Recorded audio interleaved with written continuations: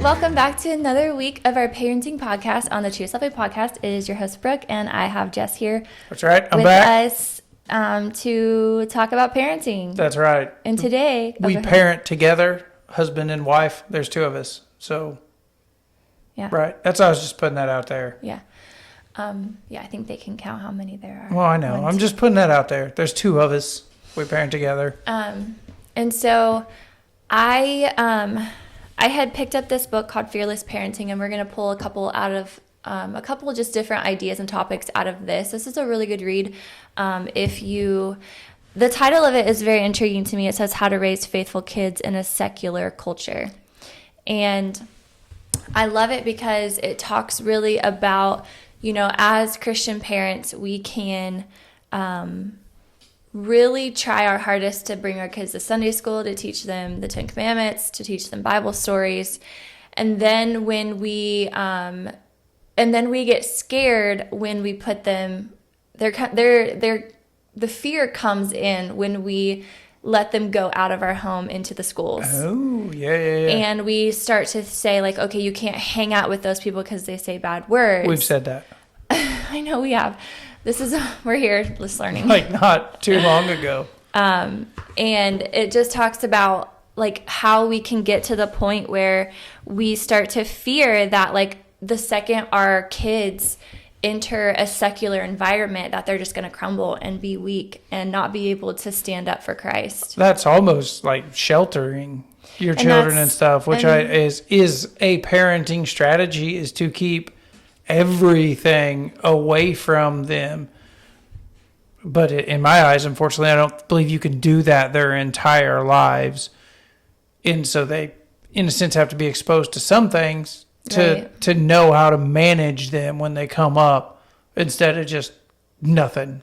Yeah, and that's the story that he tells in this book is like there is this guy who the mom and dad were Christians and their daughter was a Christian and she was getting ready to go to a Christian college, and the dad was like, she's never kissed a boy, she's never gotten a C on her, whatever, she's had straight A's, she's never smoked marijuana. Do you smoke marijuana?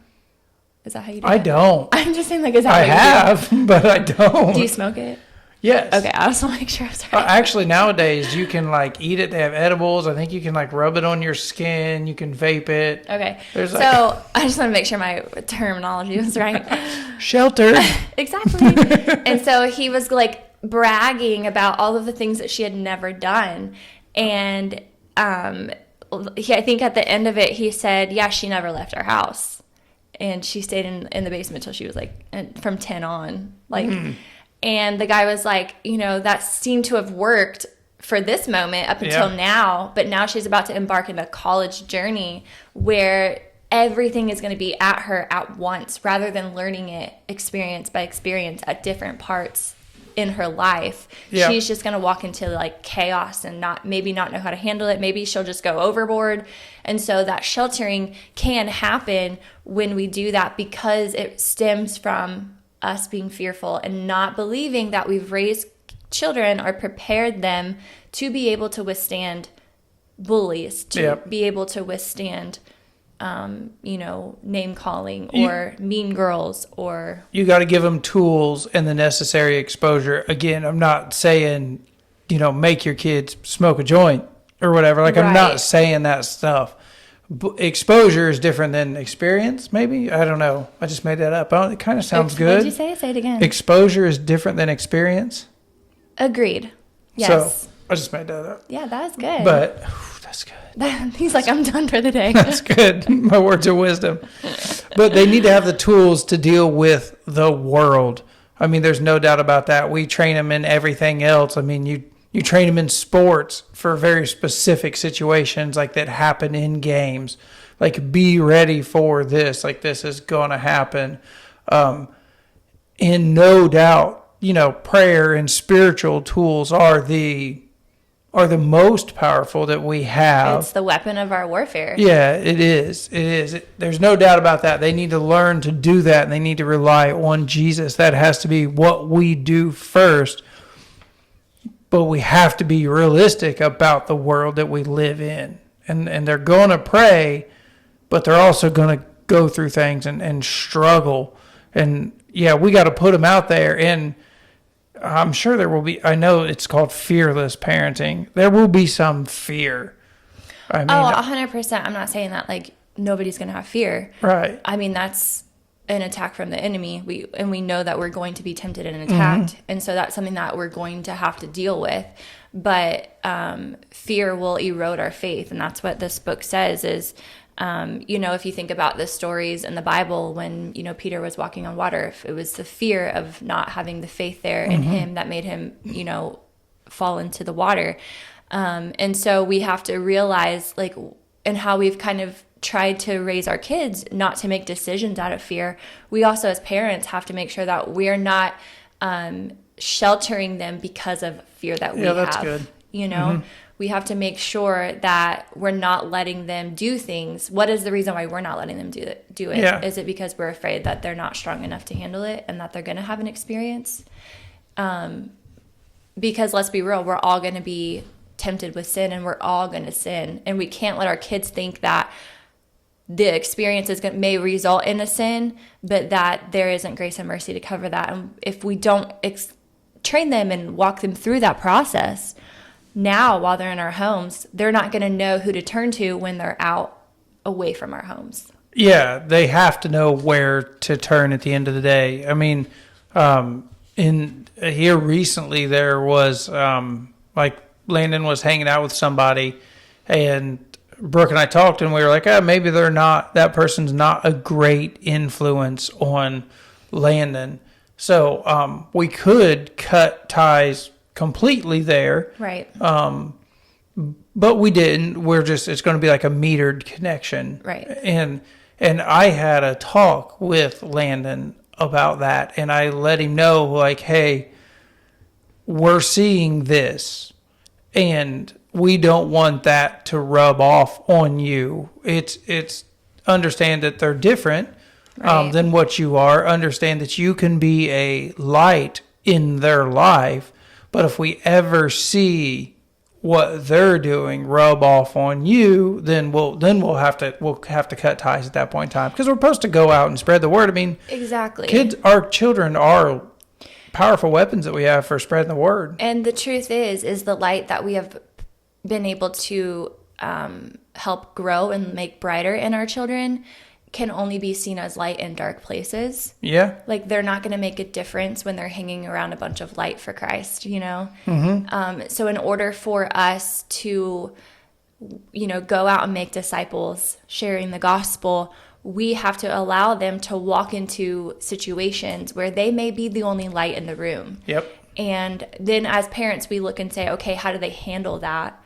Did they make the right decision? Because if not, then let's pull back and let's make sure that we've, reinstilled in them what, is right and wrong. Yep. And then let them try again. Think about all the times that we were kids. We didn't get it right in the first time. All the experiences that we had, Yep. I love this part where it says, we would do well to focus on preparing children to take on this increasingly secular society and win the culture war. We must no longer protect and separate them from culture, but prepare and train them to engage and ultimately transform the culture. That's exactly what we're called to do as Christians. Long are the days when we simply teach our kids that Zacchaeus was a wee little man, carting them to Sunday school, and then locking them inside the protection of our homes. It is not sufficient for their spiritual survival. Like it or not, we suspect few Christians would like the culture war on Facebook. Our children will live the rest of their lives amid a dark, pervasive spiritual battle. If we love them, we will do our best to prepare them for this situation. Yeah, and I want them to be prepared. I want them to be better than me. When I was younger, it takes a long time, I think, as a Christian to talk about Christ to people. They get the boldness. Yeah, you get to a point where pretty quickly where you can say, I believe in God and all that, but can you have those in depth? I'm all in conversations. These are my beliefs and you can't change them. They really need to be trained up in that. I even think back to, it was probably 3 years ago now, maybe 2. I don't know, that I think Kendall went up to a boy and straight up asked him, are you a Christian? Yeah. Like A boy that she liked. yeah, like our daughter did that. She was aware enough to do that. She was concerned about his salvation. She was concerned like he's going to go to hell if he's Right. not a Christian. Yeah. I didn't even like talking to girls. Yeah. And that takes a bold, faith Yeah. to be able to do that. Yeah, people can't do that nowadays. I mean, how many people listening can go up to somebody and ask say, them, are you saved? like, are you a Christian? Yeah. Yeah. If not, you want to say the sinner's prayer. But you got to be real about it. You can't just say the words. And so I think that's just kind of where we wanted to bring our attention today, is just making sure that, we're not sheltering our kids and we're allowing them to be lights, to Yep. be a light in dark places. And that stemming, like us as parents, we have to say, like, why are we sheltering them? Why are we scared? And you think about, like, with all of the violence at the schools, how many parents are like, I'm just going to homeschool my kid and take them out.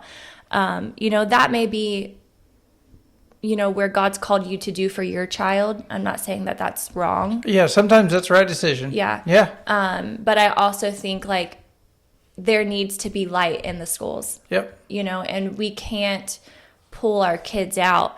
There are going to be Davids and Esthers from the Bible that we are raising now, and we have to make sure that we're doing our best to let them shine in the areas that they need to shine in. Yeah. At the end of the day, it's just kind of that question where we have to say, do we trust and have faith in our God to keep them safe?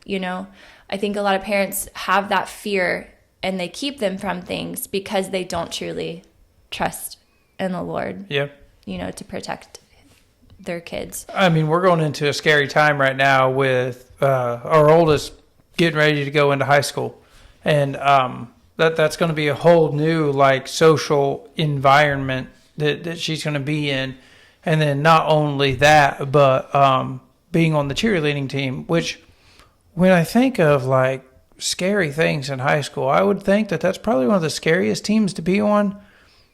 In my eyes, girls are drama. Like, and there's talk and all of that stuff. So there is fear there on what could happen on a team like that. No doubt it could be a great supportive environment, which overall I believe that's what it to be. But on a lot of different teams that people are on, drama comes into it here and there. And I worry about the drama, but she's going to be exposed to drama in high school just naturally from everything going on. There's drama at work when you're 30. There's drama everywhere, but we try to stay involved in what she's doing and watch the people around her, and we talk with her about situations that we see. Hey, did you see how that person was acting? What do you think about that? Right. Is it worse when parents aren't around or better when they are or what it is? But we're trying to give her the tools and bring awareness to what's going on around her so that when she sees it, she doesn't think that's how I'm supposed to act. Right. And I can remember a time where we saw someone that she was around being mean to another girl and excluding her from something. And we said, did you notice that? Yeah. And she said, yeah. And I'm like, do you know how that probably made that other person feel? Yeah. And so let's just be aware. Let's just try to bring awareness to situations.